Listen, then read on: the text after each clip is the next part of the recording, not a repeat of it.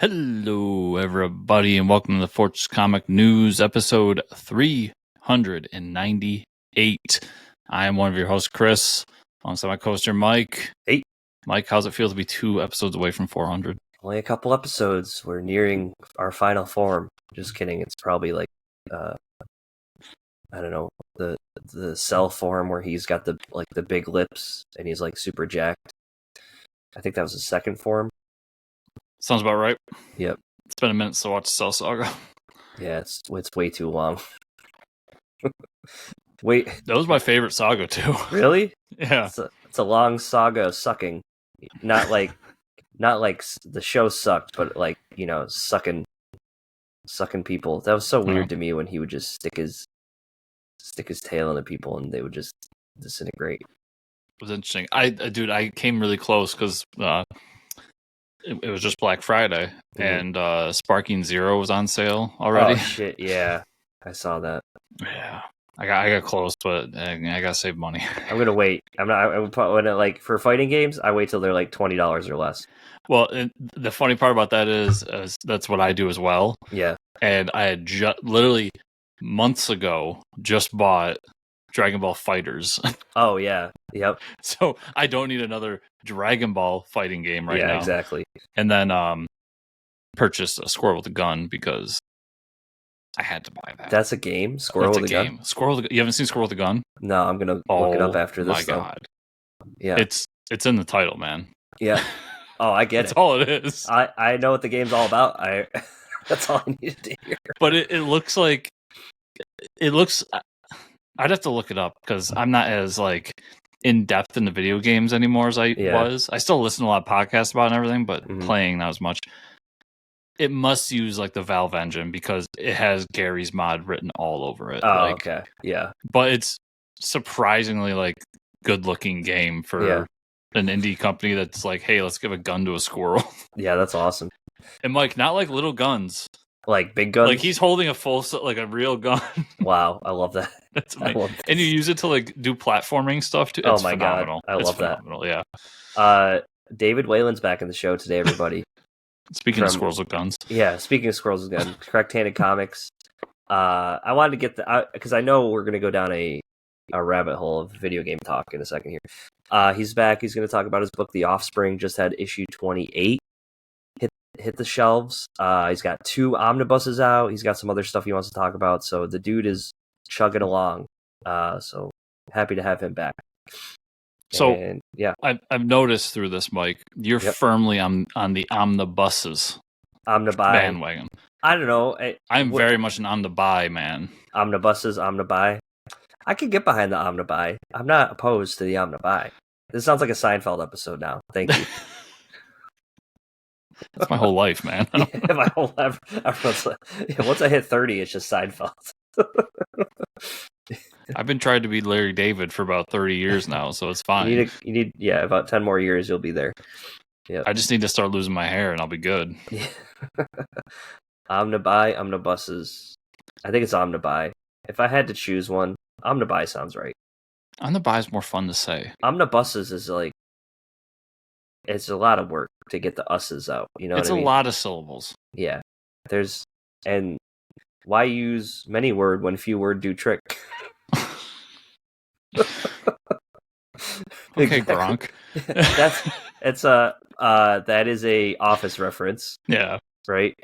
But I will say it is very relevant to the podcast because comics don't have a whole lot of words.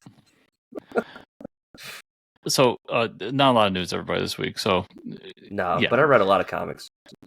So, Mike, where do you, as a man in his now 30s, yep, and as me as a man in his late 30s, where do you fall on the losing your hair? Like, is that something you dread? So I will say I've been blessed with the Lebanese heritage, where, like, my grandmother is 80 something, and she's still. While it might be gray, like my hair is graying, I don't believe I will have, knock on wood, a bald spot. I'll be like decrepit and my bones will be brittle and my hearing is gone to shit, but I think I'll still have a full head of hair. that's just like a Lebanese thing. I think it's a I think it's very common with the like Mediterranean genealogy as well. But see, it's funny because my family, so my mother's side of the family, being Italian and Irish, everybody loses their hair. Just gone. Dude, no chance. Yeah. So I started going gray when I was 17. Yeah. My brother started losing his hair at 17. So my brother's bald completely. My dad's side of the family, the German side, everybody's got full, thick heads of hair. Oh, yeah. Yeah. My father is 70. He'll be 73 here soon. Other than the fact that he's 73 and it's like receding a little bit, full head of hair. Nice. Like hair down to his fucking shoulders. So you're good. And I take after my father, so I think I'm good. But it's funny because it drives my brother crazy because he's bald. But as you all know, I wear a hat 24/7. Right. And I've said, like, if it happens, I'll just keep the horseshoe and just keep the hat on. Like, the only people that will know the difference is whatever lovely lady is lucky enough to be stuck with me for the rest of her life is the only person that will know the difference. And I will say this too, like for as long as I've known Chris, everybody, he's always worn a hat. He's like the guy in Fat Albert, the one guy that always wears a beanie. You know what I mean? That never takes a beanie. That's you, dude. Which is not bad. It's like seeing you without a hat is weird to me now. It is. My lady friend came over the other day, and I literally was sitting on the couch playing video games. Yeah. And I was sitting there by myself for hours, and I still had my hat on. And she just walks into the house and just looks at me and goes, "Why are you wearing a hat?" And I was like, "Oh, I still have my hat on." It just feels natural. It's a part of me now. Yeah, it is an extension of you. I don't think I'll be losing my hair anytime soon. But if you did as well, if I did, I would probably embrace the baldness and go full like Lex Luthor villain and just be mad all the time. I'm grumpy all the time already, so like it's not that much different. I'd go full horseshoe. I would just let it ride. Like the Homer Simpson, he's got the horseshoe going on, right? Yeah, like the Larry David. Like the Larry David. Oh yeah, for sure. Yeah. You would. That's how you get to be Larry David. You got to have the horseshoe. There's an instructor at my jujitsu place who has that look. And Isn't it similar... Is it not a dojo? A dojo, maybe, I don't know. If you can't call it a dojo, why are you even there? I would be going around, Chris, telling people I belong to a dojo and be like, oh, don't fuck with that guy. He's got a clan. Like, which, side note, I got elbowed in the face yesterday, as one does in jiu-jitsu. Yeah, so like I had a bloody lip. That's sick. That's like I haven't had that in fucking 15 years or so. Did you say nobody makes me bleed my own blood? Nobody.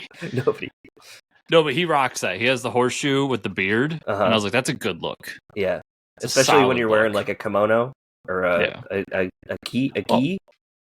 A gi, yes. A gi, sorry, yeah, not a kimono. He's also a music teacher, so I think it also just it works. Yeah, that look goes for both. Yeah. Damn, that guy's badass. Yeah. Can you imagine? He's like a middle school music teacher. Yeah. And then kicks people's asses at night. And he's like a purple belt. Like just throwing elbows. Yeah, that's why the kids never get out of line. All right. So we'll talk about a little bit of news, and then I saw Wicked, so I'm gonna talk about it because I firmly believe that I was completely wrong going into that movie. I don't believe you were. Okay. Found in some recent filings from Warner Brothers Animation was a hint at a future DC animated movie series. We saw some rumblings about this online. It stated that Batman Nightfall Part 1 was slated to be directed by Jeff Lemester, who directed the Crisis on Infinite Earths trilogy and set to release in 2024. Now we know it won't come out this year, but there's a possibility that's being made, even though the company has stated the prime objective of all DC projects moving forward is under James Gunn's DCU. We've seen a lot of the Batman story adaptations come to the animation. Maybe the Nightfall was under that, and then James Gunn was like, "Well, I technically have everything, so I was reading about it though up until, well, I guess we should say currently going, but we don't know what's happening next year. Right. They've released 2 to 5 animated movies a year. And I saw on Max that Watchmen Part 1 just dropped, so I got to watch that. Yep. And then I'm already seeing ads for Part 2. Yeah, I think Part 2 is out. Yeah, Part 2 is already out. Yep. So we don't know if that's like them ending it and they're going to move over to do James Gunn DCU stuff. Because I believe Creature Commandos is done by, I mean, obviously it's done by Warner Animated, but I believe it's done by the same like teams that's working on these things. And there's been talks of other animated stuff joining in. That said, I was reading as well, like, we know the Batman is a part of the DCU Elseworlds, so it doesn't connect to what James Gunn's doing. They could still do these animated movies, call them Elseworld stories, and do them. I personally, keep doing these movies. Like, I think it just begs the question, though, the last Batman animated show we got went to Prime, right? They, like, shopped it off. I'm still curious about what happened there. It's got to be that they wanted to make everything... They wanted to Marvelize it. They wanted everything to be under one banner. It's all part of this universe. And this show doesn't fit in with anything. That's the only reason I can think of why it was thrown away. Because it's so fucking good. Yeah, it's so good. It's way better than any of the other animated stuff. Come on. Yeah, still haven't finished it, but I can tell you, like, I'm almost done with it. Honestly, though, I'm like jealous you haven't finished it yet because I'm like, I want to go like back and rewatch it, but I'm like, it's not going to hit the same the second time. Dude, as I'm rewatching it, like, the Clayface stuff was good. I thought the Penguin stuff was a little weak, but it was fine. Yeah. The Harley Quinn's like my favorite version of Harley Quinn they've ever done. Yeah. There's just so much good stuff in there. Yeah, the Harley Quinn episode was fucking wild. It's insane. And I love that she didn't have to be over the top. She was more muted. Yep. And she didn't have to be connected to the Joker in any way. But they could still add in like little hints of like, her saying pudding or stuff like that. Yeah, right. Stuff like that. Yep. But with this, this has been what DC or Warner Animated's been doing forever, is taking important storylines in DC Comics and just making cartoons about them. Making these big movies. It was also said this would be a trilogy. Dude, I couldn't tell you the last time I read Nightfall. I don't think it's that amazing of a story. I know it's an important story, but there's way better stories out there. Yeah. Doing a trilogy on it? Okay. What do you end the first part with he gets his back broken, right? Like, I'm assuming that part 1 would be him getting his back broken. Yeah. And then part 2 would be the rise of Azrael. And then part 3 would be the return of Batman. Yeah. That's what I would assume. I'd watch it. I'd check it out, but it's also hard. Like, what Batman stuff haven't they done yet in this form? Like, you got to kind of move forward. Right. Yeah, I'm down for more of these movies. I don't necessarily, it's one of my criticisms of Marvel, like, not everything has to be a part of your universe. You can do stuff outside of it. So I hope this still happens in some way, because it means that there's still a lane for these movies. On the other hand, I wish it wasn't Nightfall. I kind of wish we went with a different character. We did something different. Yeah. Batman sells, I guess. We'll see if it actually happens. Like you said, I mean, Nightfall was, it's a Batman story, but they've kind of gone through the list now and done the really good ones, so. Yeah, and I guess the pushback could be they haven't done a Batman story in a while in animated movies. Yeah, that's true. Okay, so I saw Wicked this weekend. First off, I haven't been to a movie on a Saturday night in a long time. Not only on a Saturday night, on the Saturday night of the Black Friday weekend at a mall, it was chaos. There was a lot of people. Because I guess the new Gladiator movie opened up, so like they timed that perfectly with like everybody's with their families, Gladiator was last week. Yeah, but it's still at the theater. So Wicked, that was at the theater. There's a third movie that I'm forgetting. Oh, Sonic, I think, is at the theater now, right? No. Not yet? Red One's still Red out. One, that's what, Red One. There's a lot of movies, like, between Wicked, Red One, and Gladiator, there's, like, those are families you'd go with or those are movies you'd go with your family to see. You know what I mean? They like timed that perfectly. So was Pat. But anyways, I ended up going to Wicked. It wasn't my idea, and I kind of like some friends wanted to see it, and you know my buddy Steve, the bastard, threw me under the bus and said, "Yeah, I'll go see it." I'm like, "Damn, well there go my plans. I guess I'm going to see it." So first off, the previews were awful. Like, I thought I was going to see some good previews. Everything I saw was a sequel or a remake. I got the preview for that is it Mufasa movie that's coming out for the Lion King. Yeah. Like, I don't even know what the story's about. Like, they had Timon and Pumbaa like introduce it, but they're not even going to be in the movie because like at that point Mufasa doesn't know who they are, right? Then we had some preview for New Paddington. It was just bad. It was like all these previews were really bad. So I was like, damn, I'm not excited. But the movie was amazing. Okay, so it's sitting at like a 90-something% on Rotten Tomatoes right now. Deservingly so. I begrudgingly say that I watch musicals, but like I act like I don't like musicals. But most of them that I've seen I've really enjoyed, so I can't really say that I don't like musicals. I don't really have a particular likeness or fondness for The Wizard of Oz in general. I always thought the old school movie was really boring to me and really dated. Like at that point when I was watching, I was like, I don't really care. I do like the lore of the world. Like this dude comes in and like pulls a fast one over everybody from another world. He comes to Oz. I do think that's a really interesting story. So first off, let's talk about the cast. Cast was absolutely amazing. I don't know, Glinda and the two witches are really good. Ariana Grande's in this movie, everybody. And when I first saw that, I was like, okay, she can't act. I don't particularly like her as a musical artist. I don't listen to her music. She can sing. Like, my God, she can sing. And her acting was amazing. She was the funniest part of this movie. Where it's not totally comedy movie, but the way she acted as the character. And I went back and heard that the director had a bunch of big name actors for this, and like Anne Hathaway I think was up for it. A bunch of people wanted this part. Some people that were really good at acting and singing, and he said he made her audition double the amount of times of everybody else, and he said that he couldn't. Like, he was extra hard on her because he's like, it's Ariana Grande. She just wants the part. She's famous. But she fucking killed it, and that's why he picked her for it. She like stole the show. She was so good. And Michelle Yeoh was in it. Had no idea. She plays like the sorceress teacher.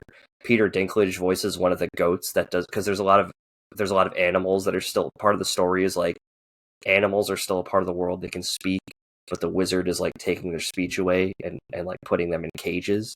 So that's part of the story, which is really interesting. So Peter Dinklage voices the goat, one of the goats that teaches history. Really good. You have Jeff Goldblum as the wizard. He's like perfect for that role.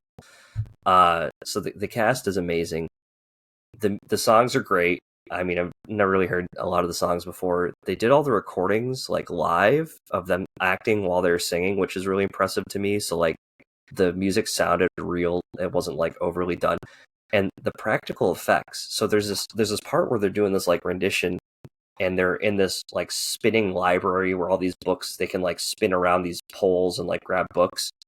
And I'm like, they built this set, and like come to find out, it took like 2 or 3 takes only, but they hired this like parkour team for this rendition, and they're literally in this giant tunnel that's like spinning with books and like flipping around it and stuff. Like none of it's CGI, and I was like, holy shit! Like, like a lot of these movies would like phone it in and be like, okay, this is all CGI, like the Wonka movie, all CGI, but you can really tell the practicality of the effects. And then the lore there of Oz, like what you actually learn about the Wicked Witch of the West and the propaganda and like the different types of like communities and people. It was really good. I think it's well deserving of the score it got. I I have to say it's probably one of the best movies I saw this year. And it's a musical. I'm sorry, everybody, that I did that, but it was epic. Like, so this is part 1 of 2, I believe. I think part 2, we almost get to where I think they start telling the story of Wizard of Oz in the next one. So, it was epic. Like, the end of this movie was completely epic. The special effects were amazing. Like I told you a little bit earlier, Chris, so they had the monkeys there. They showed her like casting a spell to give all the monkeys their wings to make them flying. That part was insane. Like that whole, because they're like, part of it is like it's hurting the animals to morph them into wings, but then like the wizard's like, oh, well, now I have spies, and they're like, spies? What do you mean? Are you a bad guy? Like, so that whole interaction is really cool. I highly recommend it. I mean, you don't need to go to the theater to see it. Just watch it when it comes out on streaming, but give it a chance, because I was a curmudgeon about it, and I will admit here that I was wrong. I was so wrong. And yeah, I really enjoyed it. So that's my take. I'm sorry, Mike. There's a 0% chance I'll ever see this movie. Yeah, that's all right. I'm not. I just can't do. Yeah. I know you're more of a fan of musicals than I am. I'm not a fan. Like, I'm not a fan of like so I'll go see musicals live, but like I'm more into like how much does the music not bother me in the movie? You know what I mean? If it's like forced. Okay, this wasn't very forced. Like there were some big musical numbers, but like it felt like it. I mean, it's a magical world of Oz, so it really kind of fits the story a little bit. I don't know. Yeah. Yeah. I'm glad you enjoyed it. I'm glad others are enjoying it. As a guy who enjoys his movies with laser swords and magic powers. No, I get it. It's just something about the unrealistic nature of like, and now we're gonna do a song about it. It's like, but the laser swords. But the laser swords I can buy. That's why I said it. It's not rational. I know what you mean. I was looking this up too, Mike. Wicked also is now just out of my mind because it's fan fiction. Right. It was written by a man named Gregory Maguire, starting in 1995. It was a series of books he did called Wicked: The Life and Times of the Wicked Witch of the West, which is a 4-book series. Yeah. Based on the Wizard of Oz. That being said, I like the Wizard of Oz movie, and I've actually wanted to read the original novels. Yeah. And I might do that in the coming years. And knowing that, I would be more inclined to read his novel than to watch. Yeah, than to watch. That. But yeah, that if anyone's curious, that's where the musical comes from. It's not from the original creator. Yeah. There's books for it. Yeah, because there's. I was looking at that too. Like, Wizard of Oz is a 12-book series. Oh my god, that's crazy. Yeah. Let me double check it. I think he said 12 books. That's a lot of freaking books. Yeah, but they're like children's books, so it's not like And just a cool thing too. I never saw the Broadway play, but they had the 2 original actresses from the Broadway play come in and do a musical part, like as characters, and it was cool because they like interacted with the current actors, playing the role. So that was kind of a cool like nod to the people on Broadway that like started it all. Yeah. Do you know when the first Wizard of Oz book was published, Mike? Well, the movie came out in the 30s, right? So the first book was probably, let me guess here, 1912. 1902. Damn, I was 10 years off. That's crazy. Yeah. Well, and it's like, well, if you think about it, it's like the first multiverse story, right? Kinda, yeah. Because that's what I was like talking about last night. Like, I mean, early 1900s, this dude's like, yeah, this guy came from another world into our world of Oz. I'm like, oh, that's a multiverse, bro. And the movie we know isn't the first thing they did. Yeah, right. And that's actually kind of how, as I'm reading more about it, how Wicked makes sense, because it started off as a Broadway musical. Yeah, yep. It was the biggest Broadway musical of all time, I'm pretty sure. No, I mean the Wizard of Oz. Oh, the Wizard of Oz did? Yeah. Oh, wow.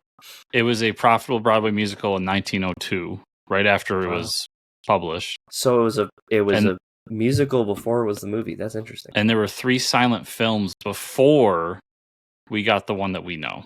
That's crazy. So there was 4 movies prior to all this. And there was one years ago that was a origin story too. It was bad. I remember that, but yeah, we don't. Oh yeah, the one with what's his name is the fucking wizard. Yeah, we don't talk about that. What the fuck was that movie called? The guy that got canceled, James Franco played the wizard.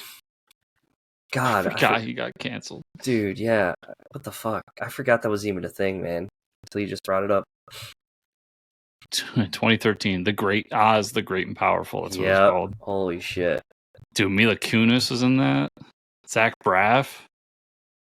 That was a weird movie. Bruce Campbell was in it? Wait, what? As who? Who's Bruce Campbell in that movie? Okay, we're in an IMDb hole right now. All right, yeah. Let's see. Bruce Campbell. Winky Gatekeeper. Why does Bruce? It was directed by Sam Raimi. Oh my god! That was going to be my next question. Wait a second. Is this movie actually amazing? Am I misremembering this movie? I'm gonna have to go back and watch it now. I never watched it. Sam Raimi directed that? I don't think That can't be right. Maybe I didn't see this movie. There's no way. Did he actually direct this? The dude that did Drag Me to Hell? I don't see it as a movie. 2000. Oh yeah, he did. 2013, yeah. He's credited as a director. Well, it has a 56% of Rotten Tomatoes, so that's probably not good. I still will probably watch it though because I love that. That to me means it's probably good. Yeah, I probably will watch it now. Wow. Oh yeah, now I want to go back and watch that. Okay. So okay. Summarized. Wicked was really good. Chris won't watch Wicked, but now we're gonna go watch The Great and Powerful Oz, the movie that I forgot about. That Sam Raimi apparently directed and Bruce Campbell's in that we had no idea. Now it all comes back to comics, Chris. We're already in this whole mic. I want to see what else Raimi has directed that I would never think of. I think it's about what you would think. It's like horror, Spider-Man, Evil Dead stuff. He did Darkman in the 90s. I think I've seen most of his movies. Oh yeah, then he did the baseball movie, For the Love of the Game in 1999. That's why I love Sam Raimi, because director. He did the for some reason, I think it was in the 90s, late 90s, early 2000s, there was a lot of baseball movies coming out. He has a movie coming out called World War III. Oh. Interesting. If you don't know who Sam Raimi is, I don't know why you're listening to the podcast, but he did an Iggy Pop music video. Amazing. He did the original Spider-Man trilogy. What's Crime Wave? I don't know. I don't know, but that's an amazing poster. Darkman was the original superhero thing he did in the 90s. A lot of these are short movies. Yeah. Attack of the Pillsbury Doughboy. What? That sounds amazing. What else? I am 100% down a rabbit hole right now. There's no description. I think it was a short movie. But in 1985, he did a movie called Crime Wave. I think it. A pair of whack-out cartoon-like exterminator hitmen kill the owner of a burglar alarm company and stalk the partner who hired them, his wife, and a nerd framed for murder who tells the story in flashbacks from the electric chair. What the fuck? That is the biggest most confusing thing I've ever. Tells the story from an electric chair before he dies. What the hell? Bruce Campbell's in it. Yeah, that's what I was gonna say. The fact that we found that Bruce Campbell is in the movie, and then we immediately thought, wait, so Sam Raimi directed it? For sure. That was a wild reveal for us. All right, so we got a couple things. Yeah, real quick. Just to circle back to 40 minutes ago, everybody. Yeah. If you want to watch Oz the Great and Powerful, you can see it on Disney Plus. Oh God, it's there? Really? That's amazing. Yeah. Okay. And I'm also, I need to stop because I'm going down rabbit holes. Yeah, Chris is just his ADD is kicked in. We can't control. There's a 1985 movie called Return to Oz, and now I'm just... Were there sequels to the Wizard of Oz movies I didn't know about? Yeah. Go ahead. You're going to watch a lot of stuff today.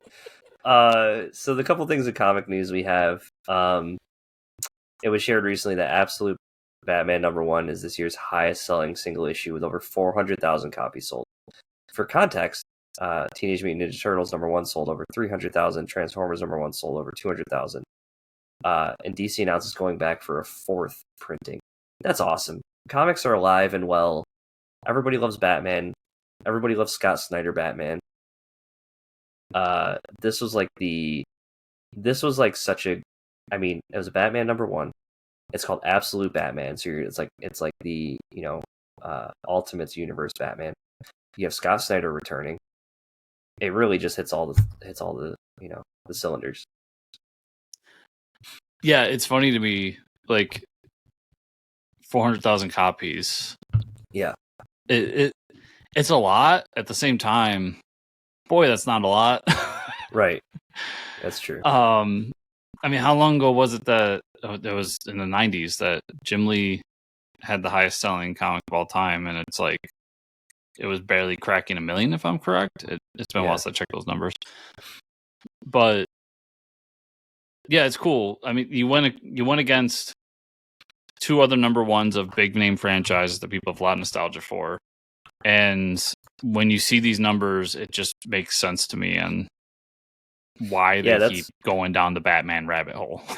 I mean, that's like, hopefully DC doesn't come back and do like 8 more Batman books, which they probably will. But that's like almost $2 million in comics, though. That's crazy. Yeah, $4 comic, 400,000 of them. That's pretty awesome. I'd be really interested to know what Absolute Superman and Wonder Woman did as well, just to see how much. I mean, I'm sure a good chunk of that is Batman. Yeah. But also, what's the excitement for Absolute? Like, is that a big part of it too? Mm-hmm. Yeah. How did DC do with the branding and stuff? Which I think they did a fairly good job. Yeah. But it's a good reminder too when you say, like, Mike, you just said that was what, 2 million? Yeah, I would have to say it's if you're charging $4 an issue, it's like 1.6 mil. But then some shops are going to charge more for those variant covers and things like that, so it has to be around $2 million. I would think. Well, let's say that's 2 million to out there for $3.99 book. DC's getting half that. Yeah, it's 800,000 for one issue. I mean, that's a good chunk of change. Yeah, but it's a good reminder of why these big companies don't really give a fuck about their comic companies. Like, yeah, for sure. That's nothing. Yeah, because that's the top. That's the #1 of the year. Yeah, and they're spending hundreds of millions on movies. Yeah, and it's just a good reminder that comics at this point in time, as much as we love them, are still just a breeding ground for ideas so they can make movies. Yeah, that's it. That's all it is. Yeah, but so look forward to Absolute Batman the movie. Yeah. Yeah, that will be a thing. It will be. Damn. At least an animated movie. I'd be curious to know how much those animated movies make. Yeah, I mean, the streaming thing is weird, right? The way movie revenue happens. Yeah, it goes back to... Do they make anything? Like, is anybody going to subscribe for the Crisis on Infinite Earths? It goes back to the conversation we had last week about Red One. Like, I don't know how the economics work anymore. Right. I can't sit there and say for a movie, oh, it bombed to the box office. Right. But does that really mean anything? Because we know The Rock is huge in China, so the movie could have just been made specifically for China to make money. Well, look at how many of these movies are getting... Like, is it Knives Out? That's like a Netflix movie now? Yeah. Doesn't even go to theaters? They made like 3 of them? And they're good. Yeah. So, I don't know how economics works anymore. And then if you have The Rock in your movie, you have to make at least $1 billion to get the money back. I don't know. Go down his IMDb. He's done some shitty movies. Yeah, but I mean, there's that one where he like didn't have an arm, and they wanted to be Die Hard, but it's not Die Hard at all. Yeah, we don't. Yeah, that one. Come on, you can't be Die Hard. All right, Image Comics announced that with issue 360 of Spawn, Todd McFarlane will return to writer to the series alongside artist Brett Booth. That's pretty crazy. The highly anticipated issue launches readers into a bold new chapter of the Spawn universe as Spawn's powers are restored. Wow. The dead zones are thrown open, and the new threats emerge. And Spawn 360, blood has triumphed, Spawn has been defeated, and the Vampire Kingdom has ascended. As the world reels from these seismic events, the stage is set for a stunning new section in the best-selling series that continues to captivate audiences worldwide. Known for his electrifying artwork, Guth brings McFarlane's visions to life with dynamic illustrations that leap off the page. So, is McFarlane coming back because the sales are going down? Yeah. Can we stop? No, we can't. With the the bold new chapter. Yeah. Not everything's a bold new chapter, people. Yeah. I don't read Spawn, so I don't really give a fuck. But yeah, I mean, Brett Booth is a get. Like that's big. Yeah. No, the art's pretty amazing. But hey, I'm just gonna say this: like, all respect to Tom McFarlane, things he's done throughout his career, especially the toys. Yeah. Hell yeah. I really doubt that him writing a bold new chapter is a real thing. So yeah, he's an amazing artist. He can use some help in his writing. Yeah, he's not the best writer. But I didn't know there was a Vampire Kingdom, so maybe I'm interested. Yeah, Chris is like, Vampire. What? I didn't know that either until I read that. So that might I've wanted to try Spawn for so long, but it's I don't know, 360 issues of just the main book. Yeah, without the side issues, yeah, that's a lot. Yeah, that's a lot to invest. Yeah, I got you, Joe, to read. Yeah. Yeah, speaking of reading stuff, I read a lot of comics this week. I'll start off with Naruto Teenage Mutant Ninja Turtles #1 and save everybody the read. Don't read it. I say it's solid first issue. Like the two groups meeting each other. You're dealing with the younger Naruto crew, so if you're a Naruto fan, it's not Shippuden, it's the original cast. Kakashi, who's their leader, knows Splinter somehow, and there's a connection there. The Turtles and the Naruto people are fighting each other, and then they band together to fight the enemy. I mean, it's not like there's a recipe for these types of things when they want to do them lazily, and I feel like they did. I would have liked a little more solid story there. So I probably won't continue with it, because I'm not like the biggest Teenage Mutant Ninja Turtle fan. I liked Naruto back in the day, but like it didn't really do anything for me. So that's unfortunate to hear, because I feel like the manga crossover has been a tough nut to crack. Yeah. And Naruto is one of the biggest mangas of all time. Maybe it's great for Naruto fans. I don't know. I mean, like it was just weird the way they set it up. Like April O'Neil was just like with their crew already, with the Naruto crew, and I was like, I don't know how this happened. Like, why was she here? They didn't explain like their worlds crossing over. I think they're just the same world, but I don't really. Maybe that comes later on, because I remember the He-Man one. They just kind of threw you in. Yeah. But yeah, I never read Naruto either, so I had zero interest in this. But I was kind of hoping that maybe we get some crossovers in the future, like, you know, I don't know, Batman, Death Note, or fucking Dragon Ball Z Superman or something. I don't know. Now that can't be bad. I mean, everybody's had the debate of Goku versus Superman. This has been going on for years. It's easy. His staff is magic. It ends there. Like, you don't even go into power sets. The staff is magic. It ends there. Yep. The monkey staff. Yeah. So some stuff you read and I wanted to catch up on. So I read The Question, the All Along the Watchtower. I thought it was a solid first issue. I'm really happy that one of the challengers died. Got murdered. Really happy to see one of them's gone. We got about, I don't know, 20 more to go. I do like the Renee Montoya Question. I like her interactions with some of the characters, like Blue Beetle helping her and stuff. And the Infiltrator comes in as a distraction. I thought it was a solid issue. This was Batman Superman World's Finest 33. Have you watched this? Or read this? Okay. Was that from this week? Yeah. Yeah, so this was a great issue. You want to know why, Chris? Why? Because the JSA is in it. Come on. Got a lot of JSA in this issue. Was really happy for that. You know, you have two different Mephistos, I guess. You have the Mephisto that everybody's fighting, and then they have it's like a dark Mephisto and the normal Mephisto, I think. I think You that's mean how Eclipso? Eclipso, Mephisto. Sorry, not Mephisto. I was getting confused there for a second. Yeah, the DC version of Mephisto, Eclipse. Kind of, yeah. But yeah, there's this fighting going on, and they like combine them both together, and they implode, and there's this comic book science, and they lock him in the sun. And then there's like they part ways with the JSA at the end. I mean, the World's Finest is solid. I mean, you get pairs up with other people. We got to see them pair up with the JSA to fight these guys. And then I am really interested for the next issue because it says the Batgirl Olsen Crypto Bat-Hound team. So I do want to see some Bat-Hound in the next issue. Yeah, I was kind of just glad this Eclipso story's over because I wasn't digging it as much. Yeah, I really wish there was. I mean, the whole Eclipso villain thing really didn't do it for me. Dark Knight's All Winter. This is number 5. Really love this issue. Not much more to say than what you said with the whole. He gets the whole. His daughter gets the actual story of what happens.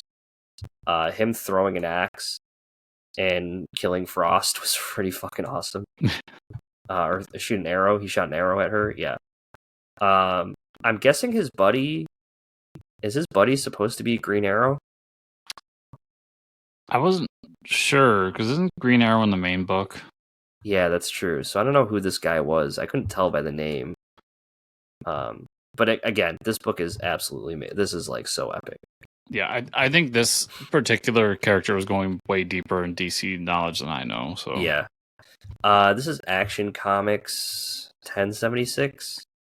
Okay, you might as well just not read the Supergirl backup story because we still don't know who the fuck is the prisoner. The prisoner tells her that, oh yeah, you gotta kill me now, which is like, we've been doing this for fucking 6 issues now, so, I'm just not even gonna talk about it. The Action Comics story was really good. You got Superman got out of the Krypton where he flew away. He had to leave them behind, which is like really sad. And then he gets back to the Phantom Zone, and everything's like destroyed. So he's got to figure out what the hell's going on in the Phantom Zone. The side story isn't that strong with the Superboys. I don't really care for that like museum thing. I don't know, but I'm like 3 issues behind because DC fanboys, close your ears for a second. Okay. Lunar sucks. Yeah, and they keep missing release dates. So I literally this past week got 3 issues of Action Comics because they weren't sending the correct shit to my comic shop. And I've noticed that I figured out what books he gets through Lunar, and those are the ones that are always messed up for me. Wow. In some way, like they're late or they just don't show up altogether or something. So fuck Lunar, by the way. Yeah. So I'll catch up on that one. Geiger, number 8. Yeah, they get to the town. They burn his books. Now they're going to fight the king next issue. Solid issue. Jupiter's Legacy I'm caught up on, issue 1 and 2. Yeah, I think they think they're going to fight this giant, like, smoke monster that's going to eat the worlds. Just it's like this world-ending engine, and they can't really seem to do anything about it, but they're going to try to, so I guess it's all right. As good as Jupiter Legacy should be. No, it's not. I'm kind of just reading it to... Everybody I just want the finale. Everybody I've talked to said they're reading it because they've gone this far. I've gotten everything else. I might as well finish it, yeah. Yep. Absolute Wonder Woman number 2. I love this issue. I think I liked it more than the first issue. We get the whole Wonder Woman saves the day. There it is. She's got a big sword. So we get a couple things here. We get the arguments with the American army, and she does an amazing thing where she kind of just tells them, okay, well, if you want my help, I don't really care. We'll talk when you calm down, kind of thing, right? I love that moment. Yeah. We see the past relationship with Steve Trevor, so they already know each other. That's kind of nice. And then we kind of find out there's more evil shit coming, and this is just the start. And we see this giant, like, Eldritch style kaiju show up, so she's gonna have to fight it. So I'm down. Give me more of this. And so they did the origin of her meeting Trevor in hell. Yeah. Which was whatever. It didn't really change much from the original origin, so other than it's in hell. Yeah. there's something that she does that Kelly Thompson does in the story that's really great that I want her to do moving forward. And that's the new lasso, which is no longer the lasso of truth. She uses it, and you learn all about it in like 2 pages without having to do any flashbacks or anything. Just this is what it is. This is what and it's this doing. is how she used it to defeat the giant kaiju monster. And that sequence was amazing too. Like I think it's a really good issue altogether. Oh, I'm sorry. Action Comics 1077 was the latest one. Right? Or did I get these mixed up? You said you're a few behind. So again, we still haven't figured out who the prisoner was. They have to fight the giant evil guy in the Phantom Zone. Last I read, he got arrested by the Kryptons. Yeah, so what's happening is he comes back to fight the bad guy. It seems like Mon-El has to stay there, but the sun is dying on Earth, so they like have to do something to get the sun to come back. I don't know, we'll see. I feel like this is kind of dragged on for quite a bit now, where I kind of want to get out of the Phantom Zone part. The book that I really care about this week, Justice League Unlimited, #1. Which I thought about you while reading this as well, because my beloved Challengers of the Unknown are in it. Yeah, god damn it. I can't escape these guys. Okay, so this is Mark Waid writing Justice League. That's all you need to know. There's 2 main stories here. You got Batman investigating one thing. You have the Justice League with Superman investigating the other. We already got a roll call here. We have like Star Sapphire working with everybody. We got Black Lightning. This is what you want in a Justice League Unlimited book. You want the special guest heroes showing up. They get this new hero come in and kind of like save the day in his own way, and then they like are very nice to him. And at the end of the issue, he's like, "Oh, I feel sorry that I'm here to like kill them all," because they let him on the Watchtower. I think overall, this is a Justice League book to its core. They're teaming up, they're interacting with each other, and the backup story for Hush was kind of just meh. I don't really for Hush 2. I mean, in the back. But it wasn't even a backup story. It was just like he's just like, "Hey, Hush is back, guys!" Like, yeah, come on. that wasn't even a story. I thought there would be like 10 pages. It was like 2 pages. Yeah, well, they call it a prelude. Like a prelude has a story, right? Not just guess who's back, guys. Yeah. I really like this issue. I like all the different characters getting involved. The fact that it seems like they're going to flip between teams, issue to issue, or story to story. Getting to familiarize with the Watchtower a little bit more, kind of catching you up on a bunch of characters, like the fact that Red Tornado is the AI of the Watchtower, things like that. But Mike, the best part is, I don't know if this was in the digital version, but this is the opening 2-page spread. Oh yeah, that's the logo from the cartoon. Yeah, it is. Like that's how they open up the cartoon. Yep. So yeah, it is. And I've been rewatching the cartoon too. This is the difference when I was not happy with Jeff Johns taking over properties already done, and when I was okay with Mark Waid doing it. It's because Mark Waid still has it. Like, still has the love for these characters, still has the want to do things with them, and this proves it. Yep. I agree wholeheartedly. It was a great issue. Superman #20. This is where we figure out Time Trapper Doomsday story. Basically, he's like, yeah, I'm from the future. Oh, you still have your eye, because he's going to lose his eye to when General Zod comes back, which is like ominous. So he's telling him all these things, and he's like, yeah, I'm going to need you to like kill me so I can basically become like stronger than I am now and become like a god, and then I don't have to do this shit anymore. Is kind of the comic book science there. And then he leaves him and he says, okay, now you have to like fight Doomsday. And so like him and Superwoman fight Doomsday, and they're like, their big plan is to throw Parasite onto him, and Parasite gets ripped apart by Doomsday, but they actually take enough energy out of him that they can like that they can trap him. And then at the end of it, we get this new villain from Calaton, and I don't know who it is. They put on this mask and they said, okay, no matter the cost, it's time for revenge. Don't know who that is. So it looked like the original Doomsday mask though. Oh, it did. Yeah, that was my yeah, where I true. was like, who could this be? Yeah, who's putting on the Doomsday mask? So we'll see. Because they even earlier in the issue they go out of their it. way to show you the original Doomsday outfit. Yeah, with the costume. Yeah, you're right. So, but I don't think it's him. So I don't know. No. Yeah. Well, I mean, maybe because Doomsday's now like fucking Kang the Conqueror. Yeah, there's a bunch of him now. We'll see. Yeah, that's true. He basically is the Kang. Yeah, I like the issue though. It was solid.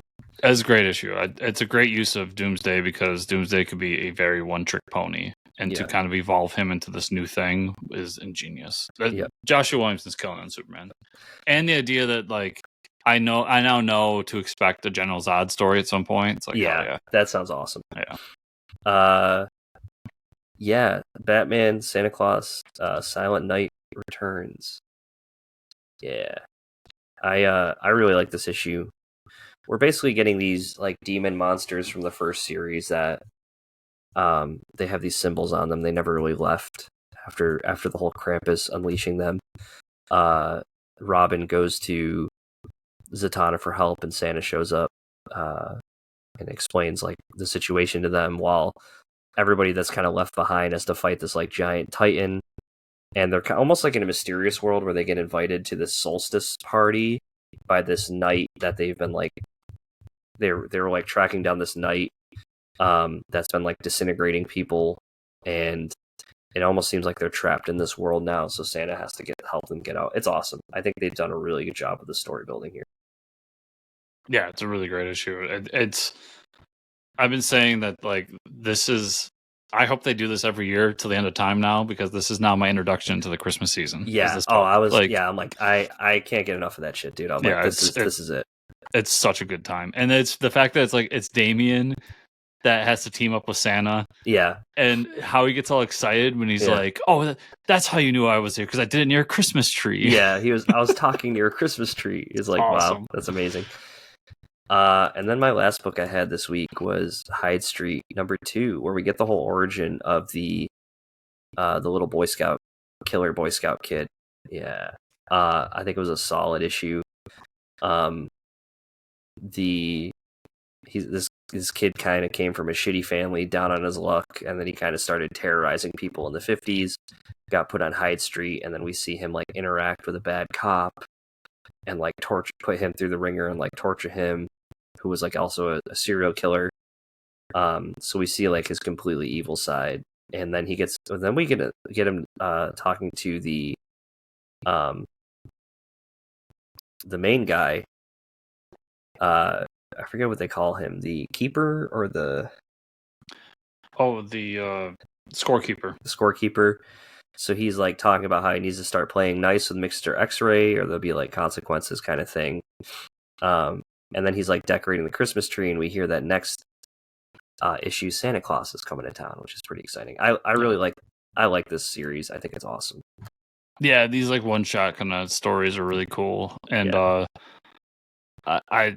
this character in particular, like, keep this character going, because he's really interesting. He's fun in a really sadistic way. Yeah, in a really messed up way. But that's all I got to. I got to read Gatchaman, and I have to finish Creepshow.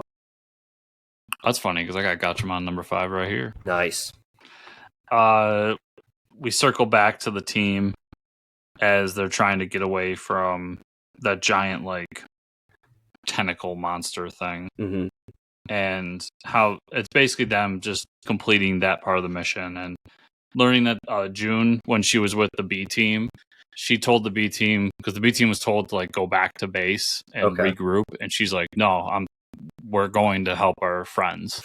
That's what we're doing. So she's the one that basically saves them from being killed. Okay. And then you get to see that the scientist that's kind of in charge of this whole thing, yep, he's kind of a dick, because he yells at the B team and June, being like, I told you to come back to base.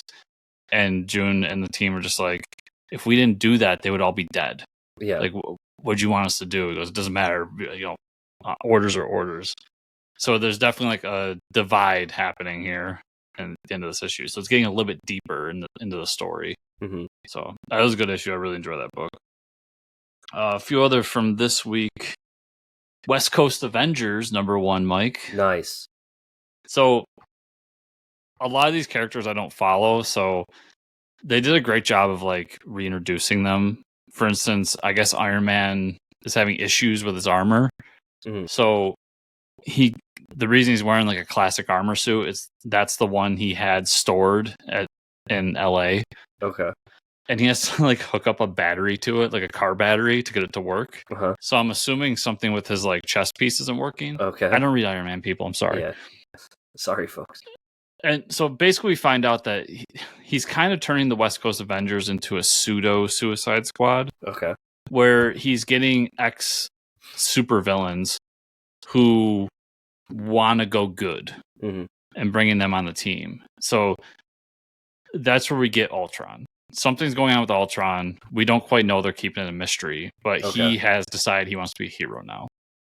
And then we also get this other character called was it Blue Lightning, whose entire superpower is exactly what you think. He zaps lightning.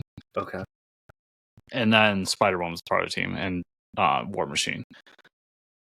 And it's them just fucking up left and right. Like they're not a good team, and they're trying to figure things out. But then the B plot is that there's this woman that is dying, this random woman that isn't like a known character, who's dying from cancer. And she finds this cult that is supposed to help people ascend to the next life. And we find out that it's Ultron. And he's just like absorbing these people's powers and giving them like robot bodies. Okay. So I don't know if there's two Ultrons, if Ultron's just pulling the fast one on everybody, what's going on, but it's very interesting. I really enjoyed it. And as somebody who doesn't follow any of these characters except for Ultron, I thought it was very easy to jump in and like figure out where everybody is and who they are and why they're part of the team. So good issue. Batman and Robin Year One. Speaking of Mark Waid. So, Mike, have you ever wondered what would happen if Bruce had Child Protective Services come to his house? No, never. Well, you'd find out in this issue. Oh boy. See, is it good? This book's great. Yeah. We see Bruce being a dick, trying to train Dick, and the clash that's happening there. And then we also find out that like it's not like he just adopted Dick and everybody was cool with it. He was immediately flagged because he's this bachelor with a reputation out of town who just adopted this random kid. Yep. So now CPS is like, we're going to be visiting you regularly and seeing what the fuck's going on here. That's funny. And on the other side, when they're out as Batman and Robin, this new crime family's come to town, and somehow Two-Face wants to get involved with them to help out. And Batman and Robin are like trying to figure out what they're doing and how to stop them. But one of the big members of one of the families ends up turning on his people and killing a bunch of them. But then there's the reveal at the end, because one of the guys survives the attack, and he says, it was weird, he turned on us, but while he was burning us alive, his face started to melt like wax. So Clayface is coming, man. Nice. I'm excited. I think it's a good book. I love Sam Nee's art. Yeah, I got it's Mark Waid writing, so yeah, I'd recommend it. Before we talk about World's Finest, TMNT number 4 came out. It's Leonardo, and apparently he is like was trapped in time or something and is an old decrepit man now. It's really weird. I don't know what's going on, but essentially all I need to know is at the end of this issue the whole team's back together. It was kind of interesting because he like gets captured and is forced to fight. He's forced to go in this illegal fight arena where people pay to fight mutants, and Leonardo goes out of his way to like attract everybody so that they will fight him instead of the other mutants. So it was an interesting story. I don't know how he got this way. Okay. And I kind of wish that they just did a hard reset. I'm getting to that point where like we're 4 issues in and characters aren't who I think they're supposed to be. Maybe that's a me problem, but as somebody jumped in number 1, that's what you wanted, was someone like me to come jump in. Yeah. Murder Kingdom 2 came out, and it's a really good like murder mystery book. I mean, there's something going on at the park. The people in charge like don't want anyone to know about the fact that somebody was murdered. We find out that there's somebody running around in costume doing it, and our lead character is just trying to like piece everything together with how the people on top are trying to hide everything. But meanwhile, this person's going around and she's already killed like 2 more people in this issue. So it's an interesting little book. So we did that. Okay, back. So a few Kickstarter books I read. We talked to the writer. I'm zoning on his name now, and I feel bad. But the Crimson Case Files of Sherlock Holmes, The Phantom Masquerade. Oh yeah, number 1. Why am I zoning on his name? Daniel. Daniel, thank you. Yep. So I enjoyed it. He does a decent job of catching everybody up, like where it is in the Sherlock Holmes mythos. Yeah. And really giving you a quick summary of the Phantom of the Opera. And the fact that, because I've never watched any of these movies, the fact that I guess he dies at the end of that movie. Okay. But now we're after that movie and he is now alive again. And basically what happens is the Phantom is working for somebody else and abducted some child. And now Sherlock's been brought in to try to find this kid. So, good first issue. I would recommend checking out once on Kickstarter next time around. Cool. Caught up on the Autumn Kingdom, the Cullen Bunn book. Yep. And it's really good. If you like Cullen Bunn, you want some cool fantasy stuff. It deals with fantasy in like what they call the Fae realm, which I know has become a popular term in fantasy recently, especially like romantic fantasy. Oh yeah. And you find out that like the whole town knows about this realm and is kind of in on what's going on. So some interesting stuff happening.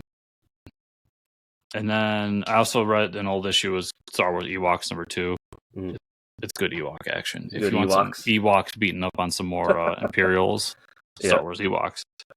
And then my last book is another Kickstarter book. It is Zujitsu Fighter. Oh man, I love that. #1. That's amazing.